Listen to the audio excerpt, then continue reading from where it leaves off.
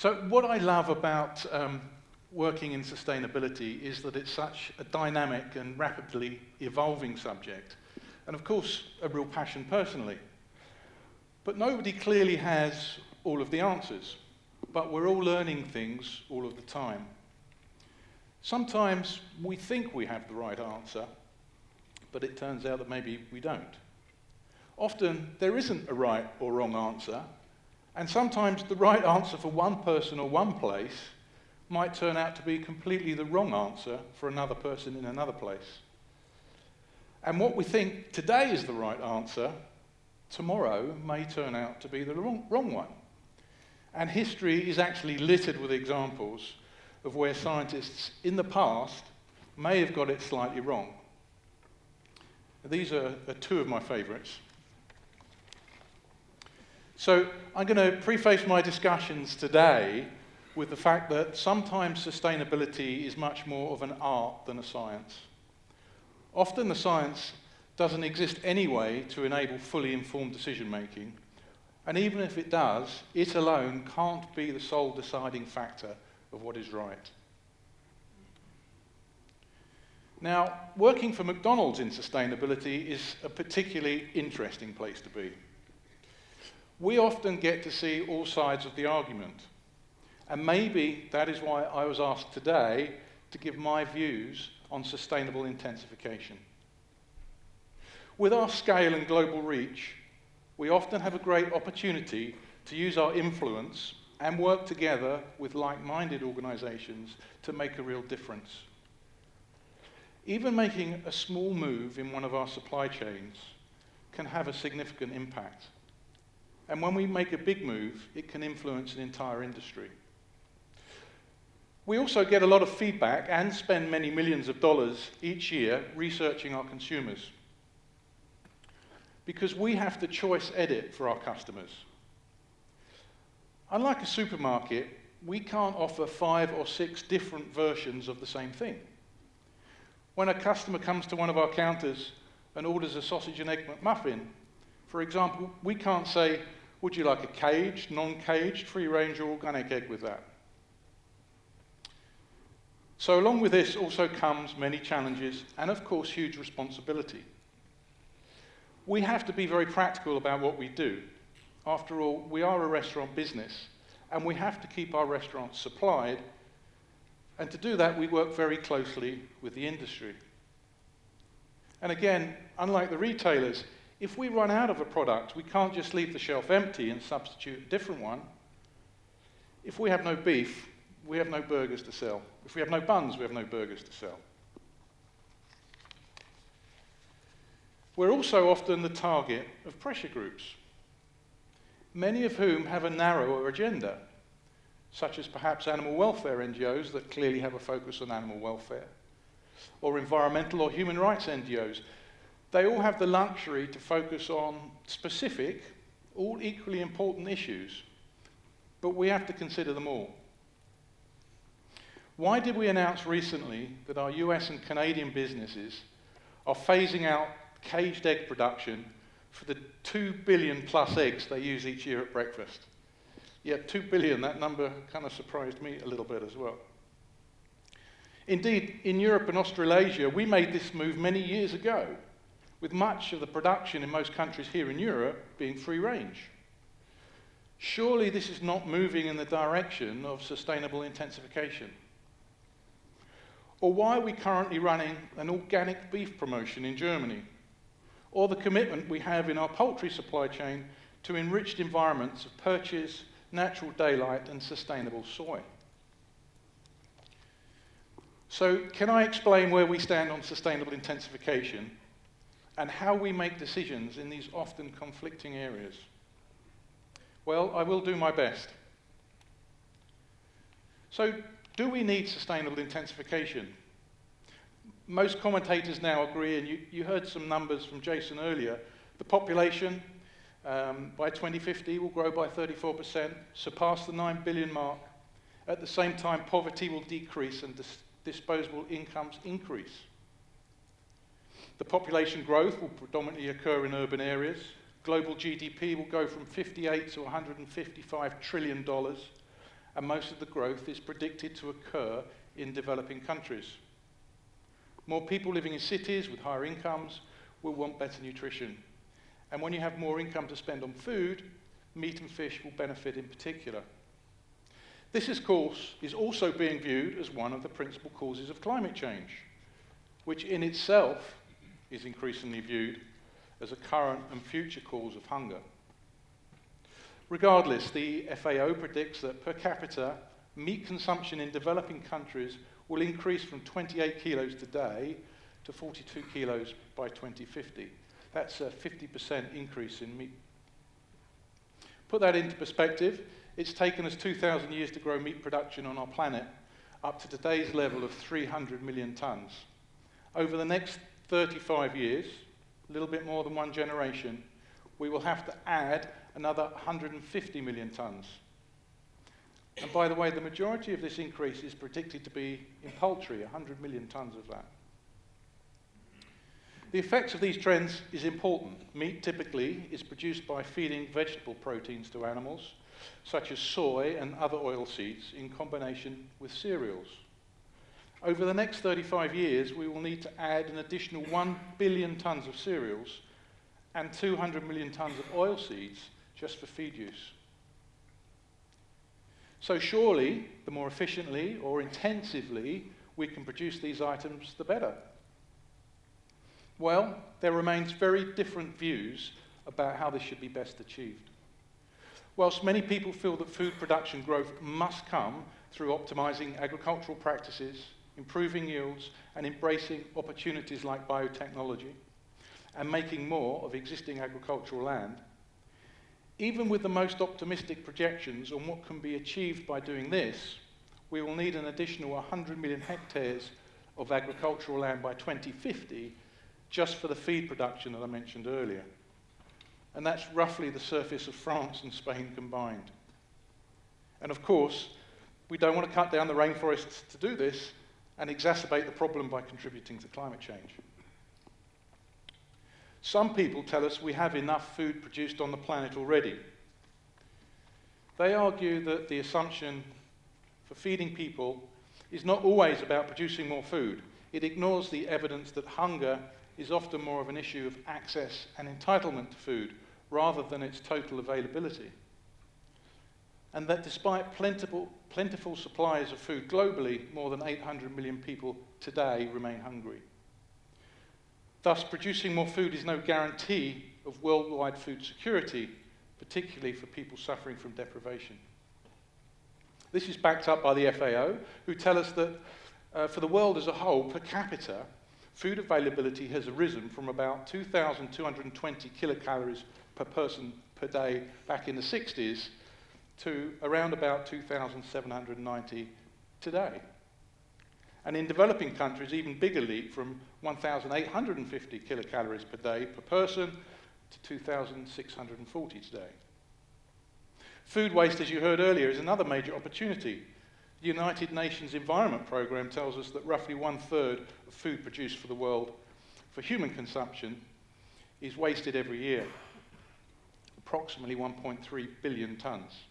Every year, consumers in rich countries waste almost as much food, 222 million tons, as the entire net foods production of sub-Saharan Africa. And the amount of food lost or wasted every year is equivalent to more than half the world's annual cereals crop.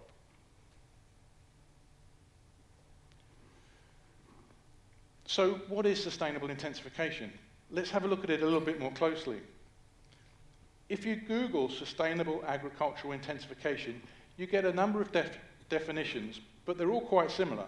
Something along the lines of producing more output from the same area of land, whilst reducing the negative environmental impacts, and at the same time increasing contributions to natural capital and the flow of environmental services.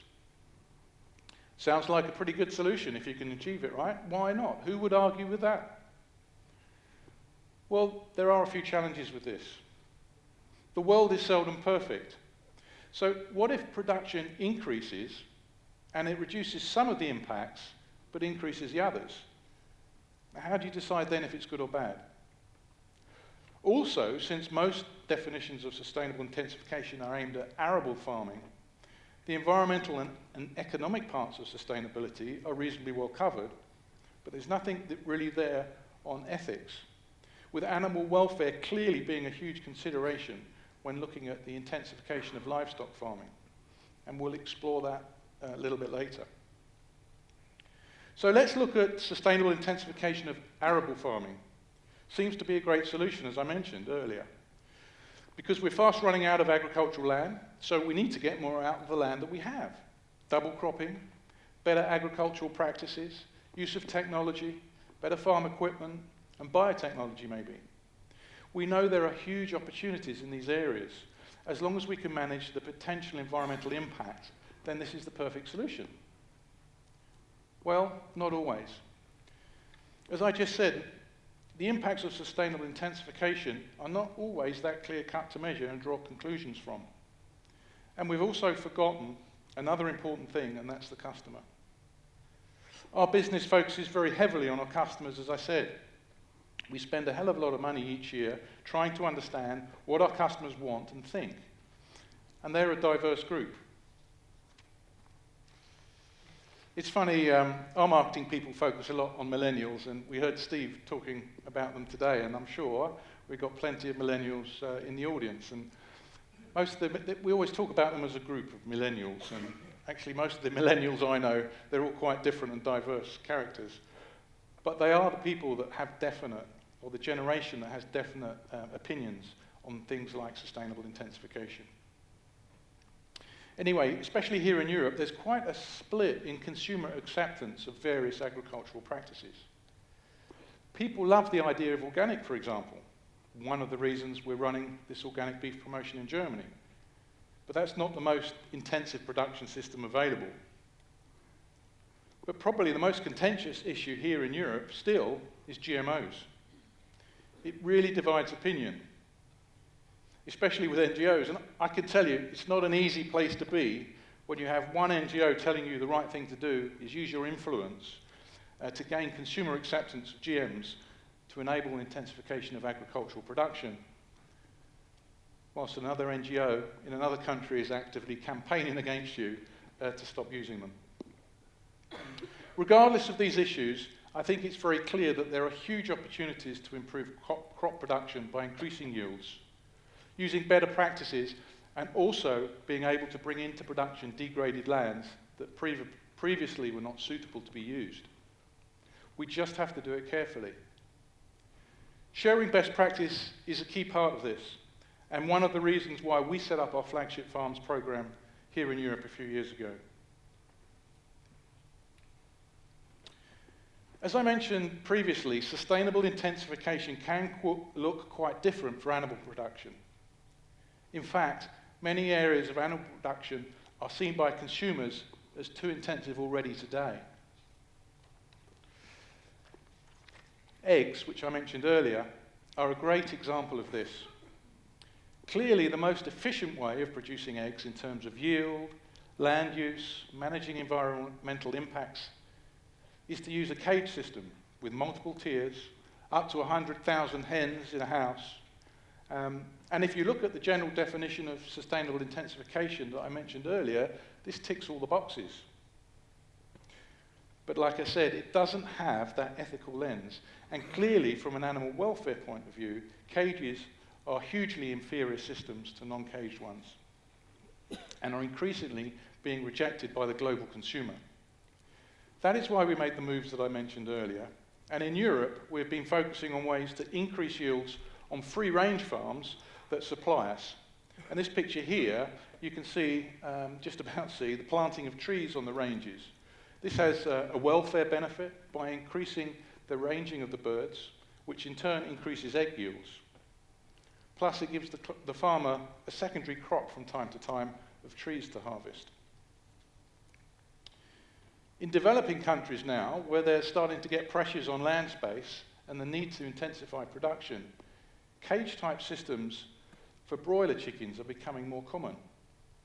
Funnily enough, it is European manufacturers that are building and marketing this equipment, but no one in Europe will use them, and so they're being exported elsewhere.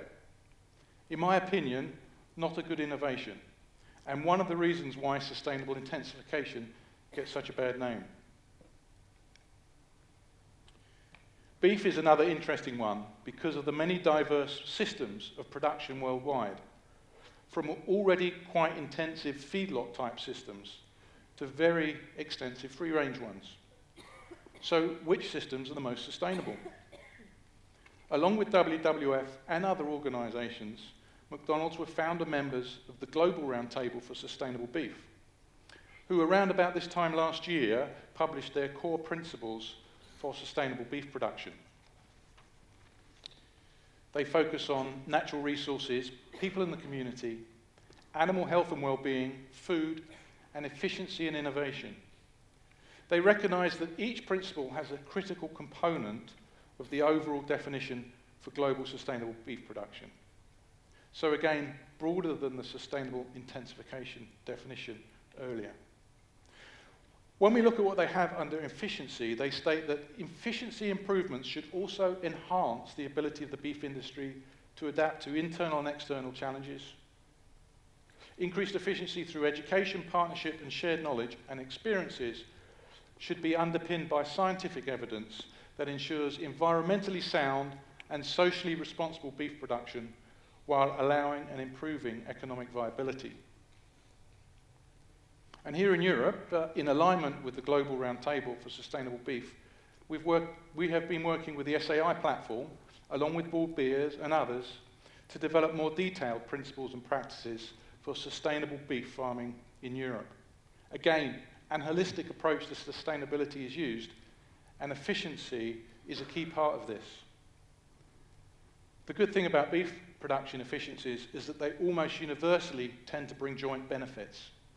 So, for example, better feed conversion reduces input costs and time to market, so better profitability for the farmer, whilst also reducing carbon emissions and other environmental impacts, so better for society.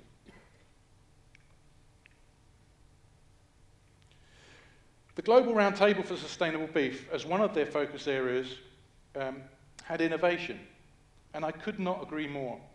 So I didn't want to finish today without talking a little bit more about innovation and the huge role that it has to play. Just trying to do the same thing, only more intensively, whilst clearly an opportunity that needs to be grasped in the short term, is only ever going to get you so far. That is why at McDonald's we have been spending a lot of our time with our suppliers focusing on agricultural innovation. We know we'll have to do things differently in the future. Let me just give you a couple of examples that of innovation projects that we're running in our supply chain that I think are starting to be quite exciting.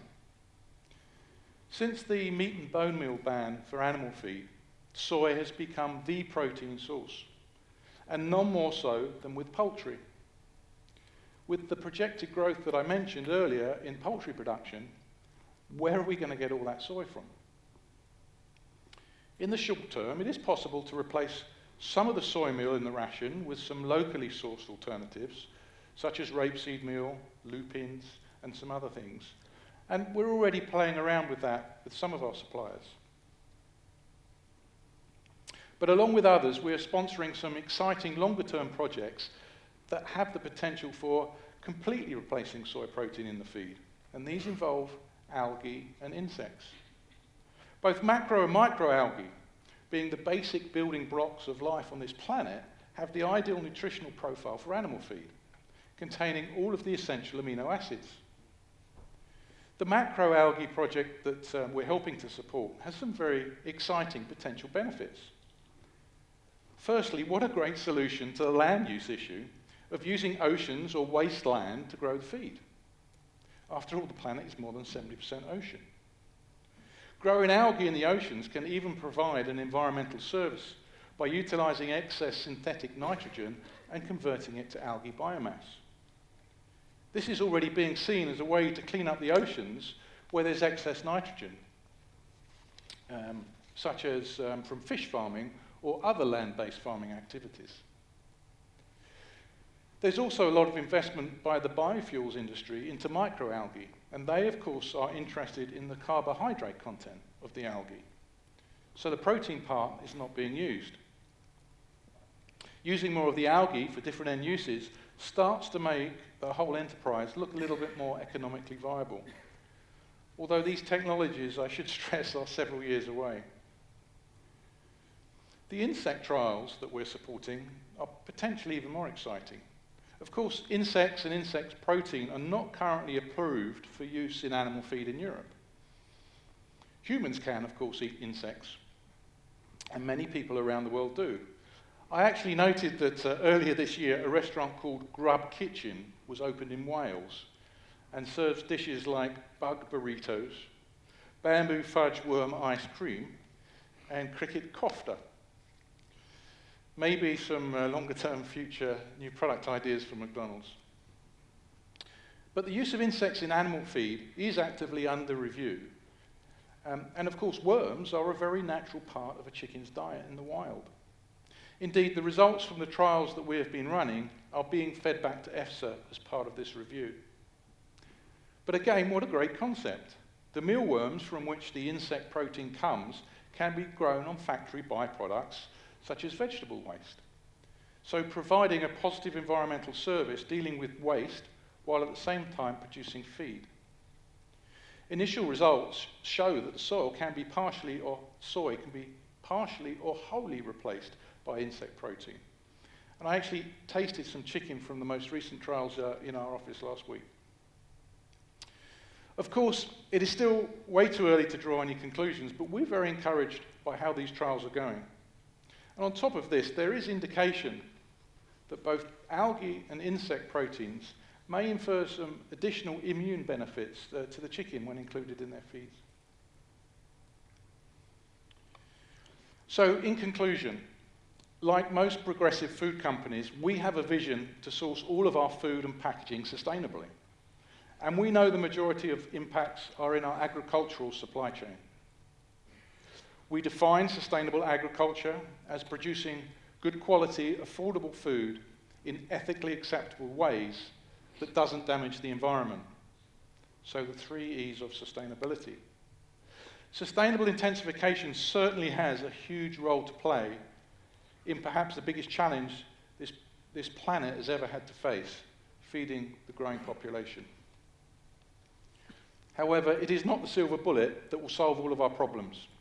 We also have a responsibility to work on those other issues that can contribute to hunger around the world and will be barriers in the future to feeding the population.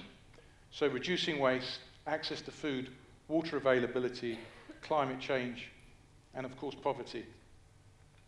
But we do have a responsibility to look at and assess each individual opportunity to intensify our agricultural production. But we must use a lens that has an holistic view of sustainability, including the ethical E, especially for intensification of livestock agriculture. But we cannot only just look at the science alone, because the consumer has a voice too. You know, I was reading the paper last week. Experts have analysed the linguistic trends in the English language over the first 15 years of this millennium. They were looking for words and phrases that have proliferated. Internet came top. In second place was China, and selfie completed the top 3. Also in the top 10 were OMG and sustainable. So this is the way that we approach things at McDonald's. Instead of just looking at sustainable intensification, rather we are looking to intensify our efforts on sustainability.